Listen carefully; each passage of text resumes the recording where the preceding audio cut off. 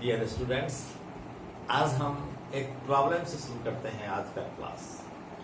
बहुत interesting problem है, आप लोग एंजॉय करोगे। सपोज कीजिए कि ये एक स्फेरिकल शेल है जिसका इनर रेडियस R1 है और आउटर रेडियस R2 है। मैंने बताया था कि स्फेरिकल शेल क्या होता है। स्फेरिकल शेल समझिए कि पतले दीवार वाला स्फीयर है जिसके अंदर का भाग खाली है, कैविटी है। तो ऐसा है कि स्फेरिकल शेल है जिसके सेंटर पर +Q चार्ज रखा हुआ है। इसका इनर रेडियस R1 दिया हुआ है, इसका आउटर रेडियस R2 दिया हुआ है।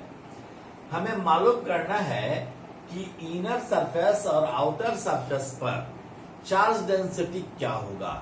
चार्ज डेंसिटी यहाँ क्या हो सकता है? Charge per unit surface area हो सकता है। इसको हम सरफेस चार्ज डेंसिटी कहते हैं। तो पहले हम देखें कि कैसे इस पर चार्ज का डिस्ट्रीब्यूशन करेंगे, रीडिस्ट्रीब्यूशन कैसे होगा चार्ज का। अब इसके लिए हम मान लेते हैं कि इनर रेडियस पर Q डैश चार्ज आ गया। हमने कंसीडर किया कि इनर सरफेस पर Q डैश चार्ज आ गया। अब हम क्या करेंगे कि एक गॉसियन सरफेस हम बनाते हैं। इस दीवार के इसके सेल के दीवार के बीचों बीच से एक हमने गॉसियन सरफेस ड्रॉ किया और इस गॉसियन सरफेस के अक्रॉस कितना जा रहा है फ्लक्स, इस फ्लक्स को हम कैलकुलेट करके Q inside by epsilon naught करेंगे। According to Gauss law E dot ds का इंटीग्रेशन यह होना चाहिए Q inside by epsilon naught के बराबर। मैंने गॉस लॉ में बताया था कि total electric flux passing through a closed surface is equal to 1 by epsilon naught times of the total charge enclosed by the surface। तो total charge enclosed by the surface Q in हमने मान लिया Q inside by epsilon naught। अब मैंने आपको बताया था कि यहाँ इलेक्ट्रिक फील्ड अंदर में क्या होगा। कंडक्टर के अंदर इलेक्ट्रिक फील्ड 0 होता है। मैंने बताया था ना, इसके दोनों वाल, इनर वाल और आउटर वाल के बीच का अंदर वाला जो पॉइंट है, इस किसी भी पॉइंट पर क्या होगा? फील्ड 0 होगा। यहाँ हर जगह फील्ड 0 है। जब फील्ड 0 है, E का वैल्यू 0 है, तो E डॉट ds का इंटीग्रेशन 0 होगा। तो इसको हम 0 लिख देंगे। 0 बराबर होगा Q inside by epsilon not. Q inside क्या है? Q इनसाइड है Q डैश और यहाँ +Q। ये दोनों इनसाइड गॉसियन सरफेस के अंदर में कौन कौन चार्ज है?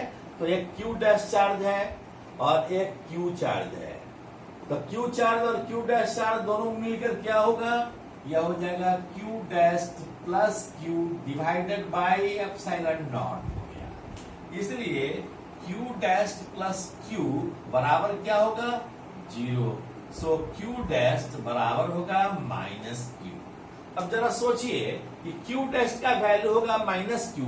What does it mean? इसका मतलब है कि इनर सरफेस पर माइनस चार्ज फैला हुआ है और यह माइनस चार्ज कितने के बराबर हो गया?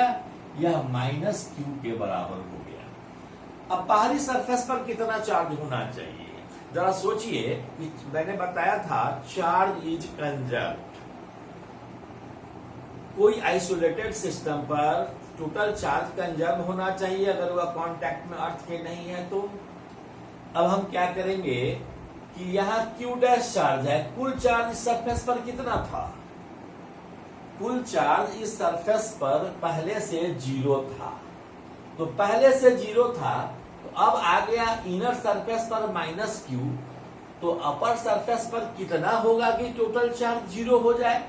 निश्चित रूप से वह चार्ज क्या हो जाएगा? +Q हो जाएगा।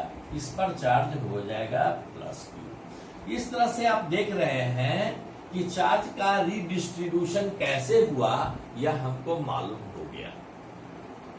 अब हम देखते हैं कि चार्ज डेंसिटी क्या होगा। इनर सरफेस पर charge charge density, surface charge density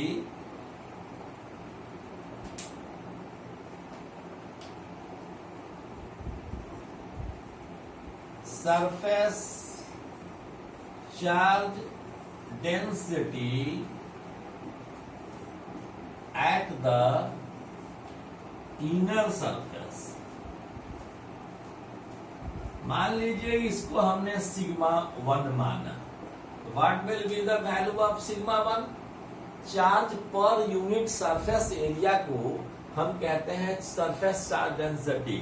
तो इनर सरफेस पर कितना चार्ज है, अभी अभी निकाले हैं -q, तो लिखेंगे -q डिवाइडेड बाय इसका सरफेस एरिया कितना है, इनर रेडियस है r1, तो यह हो जाएगा 4πr1²। एक आंसर आपको मिल गया। अब हम बाहरी सरफेस पर सरफेस चार्ज डेंसिटी कितना होगा, surface charge density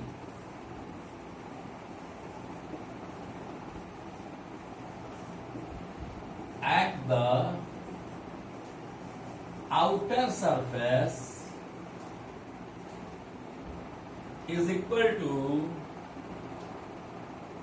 sigma 2 is equal to plus q divided by 4πr2²।